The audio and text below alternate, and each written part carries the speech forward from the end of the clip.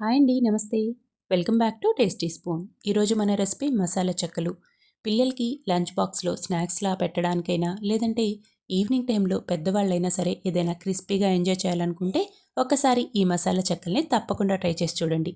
వీటిని చాలా సింపుల్గా అలాగే టేస్టీగా కూడా ప్రిపేర్ చేసుకోవచ్చు. దీనికోసం ముందుగా ఒక బౌల్లోకి బియ్యం పిండి తీసుకోవాలి. నేను కేజీ బియ్యం పిండితో ఈ చెక్కల్ని ప్రిపేర్ చేసి చూపిస్తాను. బియ్యం పిండిలోకి రుచికి సరిపడా ఉప్పు వేసుకోవాలి. 1.5 స్పూన్ ఉప్పు వేశారంటే సరిపోతుంది.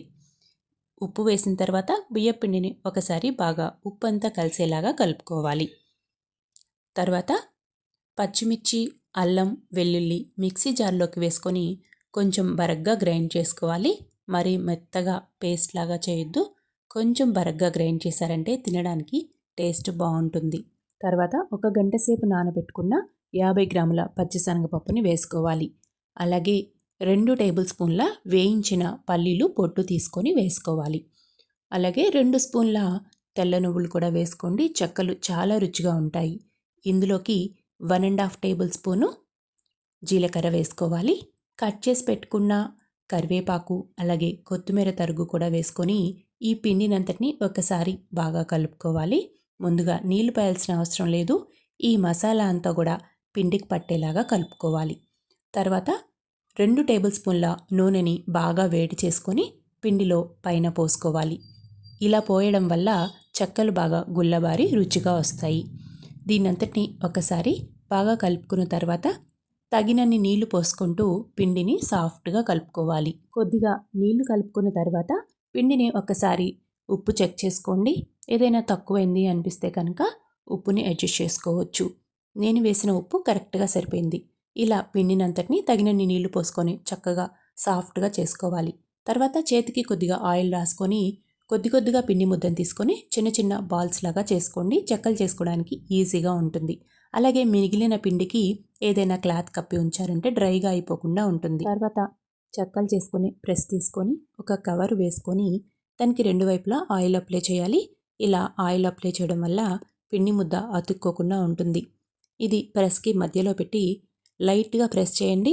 ఎక్కువ పల్చగా ప్రెస్ చేయొద్దు. కొంచెం థిక్గా ప్రెస్ చేసుకున్నారంటే బాగుంటాయి.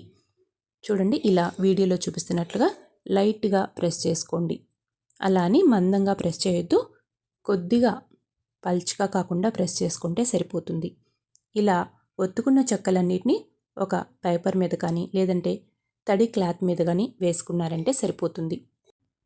తర్వాత డీప్ ఫ్రైకి సరిపడా ఆయిల్ పెట్టుకొని మంటని హై ఫ్లేమ్లో ఉంచుకొని మనం రెడీ చేసుకున్న చెక్కల్ని ఒక్కొక్కటిగా వేసుకొని 2 వైపులా రొటేట్ చేసుకుంటూ మంచి గోల్డ్ కలర్ వచ్చే వరకు ఫ్రై చేసుకోవాలి.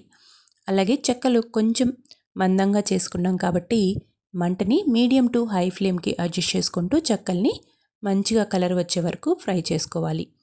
అలాగే చెక్కలు పర్ఫెక్ట్గా కుక్ అయ్యాయని ఎలా తెలుస్తుందంటే మనం ఉడికించుకునేటప్పుడు ఇప్పుడు నురుగు వస్తుంది కదా, ఆయిల్ పూర్తిగా కుక్ అయిన తర్వాత ఆయిల్లో నుంచి ఈ విధంగా నురుగు రావడం తగ్గిపోతుంది. చెక్కలు ఆయిల్లో వేసే ప్రతిసారి కూడా నూనె బాగా వేడిగా ఉండేలాగా చూసుకోండి. అప్పుడే చెక్క పర్ఫెక్ట్గా కుక్ అవుతుంది. లేదంటే లోపల పచ్చిగా ఉండిపోతుంది. ఇలా మంచి కలర్ వచ్చేంత వరకు ఫ్రై చేసుకొని పూర్తిగా చల్లారిన తర్వాత ఎయిర్ టైట్ డబ్బాలో పెట్టుకున్నారంటే 15 నుంచి 20 రోజుల వరకు కూడా ఈ చెక్కల్ని స్టోర్ చేసుకోవచ్చు. అంతే అండి, ఎంతో టేస్టీగా అలాగే సింపుల్గా ప్రిపేర్ చేసుకునే మసాలా చెక్కలు రెడీ అయిపోయినట్లే. మీరు కూడా ఒకసారి ట్రై చేసి ఎలా వచ్చిందో కామెంట్ చేయండి. వీడియో నచ్చితే లైక్ చేయండి, షేర్ చేయండి, నా ఛానల్ని సబ్స్క్రైబ్ చేసుకోండి.